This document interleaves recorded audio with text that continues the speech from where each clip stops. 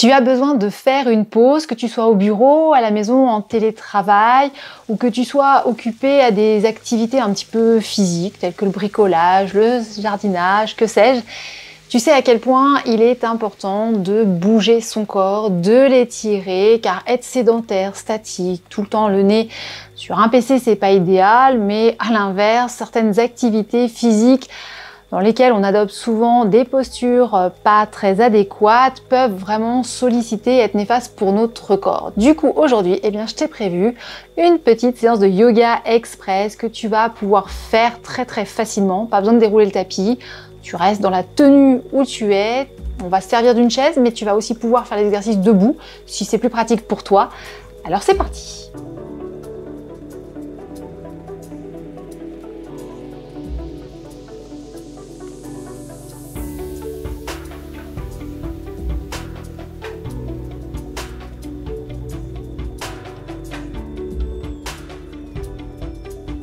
Alors juste avant de commencer, eh bien, je t'invite à t'abonner à la chaîne si tu veux profiter de mes séances yoga pour garder la forme au quotidien. Et aujourd'hui, comme tu le vois, eh bien, je suis à mon travail, dans mon cabinet d'ostéopathie, et entre deux patients, il est important pour moi eh bien, de faire quelques mouvements, quelques étirements, parce que c'est quand même un métier un petit peu physique. Donc, voilà, je t'invite à faire la même chose, quelle que soit ton activité professionnelle ou quelle que soit ton activité de la journée. Voilà, on n'est pas obligé de prendre des pauses que quand on est au travail, on peut le faire aussi à la maison, dans n'importe quelle circonstance. Donc tu prends une chaise, si ça te convient, tu peux aussi être debout. Si tu es assis sur une chaise, tu mets bien tes pieds au sol. Si c'est nécessaire, tu rehausses avec un petit cale-pied ou deux petites briques de yoga pour avoir les genoux à peu près à hauteur des hanches. Prends déjà le temps de respirer calmement, essaye d'avoir une respiration qui soit plutôt abdominale. Et puis au fur et à mesure que tu respires, tu vas allonger tes expirations. Tu vas essayer de souffler plus longtemps parce que ça va stimuler ton système nerveux parasympathique et ça permet donc de calmer l'organisme, surtout si on a été un petit peu stressé dans la matinée ou dans l'après-midi, en fonction du moment où tu fais cette pause. C'est important d'apaiser le système nerveux. Prends ce petit temps déjà et puis tranquillement tu vas venir bouger tes cervicales en faisant des mouvements circulaires dans un sens. Ne va pas forcément trop loin, cherche à bien fixer tes épaules, là, ton haut du corps. Voilà, c'est vraiment la tête qui bouge un petit peu comme un bilboquet. Voilà, ça permet de mobiliser et en même temps d'étirer.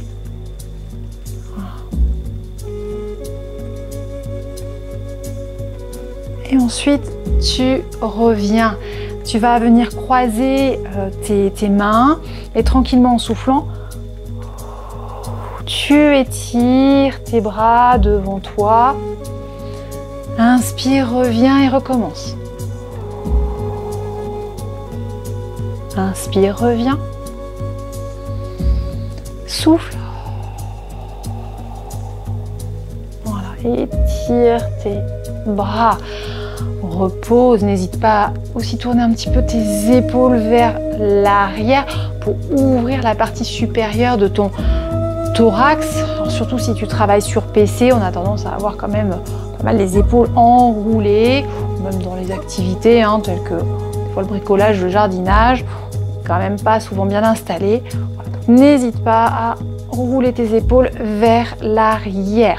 On va maintenant effectuer des petits mouvements dos creux, dos rond. Je me mets de profil pour que tu vois bien. Donc tu peux être debout aussi pour faire ce mouvement, c'est pas gênant.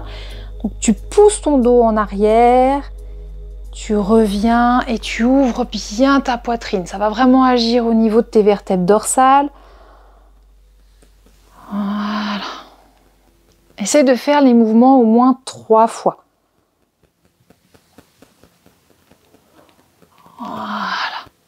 Et puis maintenant, tu vas venir placer tes mains jointes l'une contre l'autre et tes pouces sont placés sur ton thorax.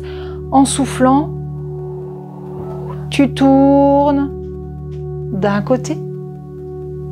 Inspire, reviens, souffle et tourne de l'autre côté.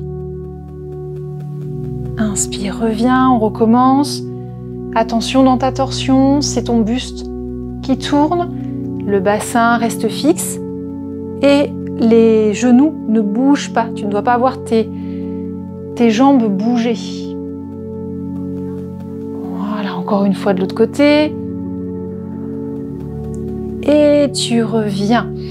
Tu vas maintenant ramener le genou vers toi, puis tu tends la jambe, tu ramènes pointe de pied vers toi, tu recommences.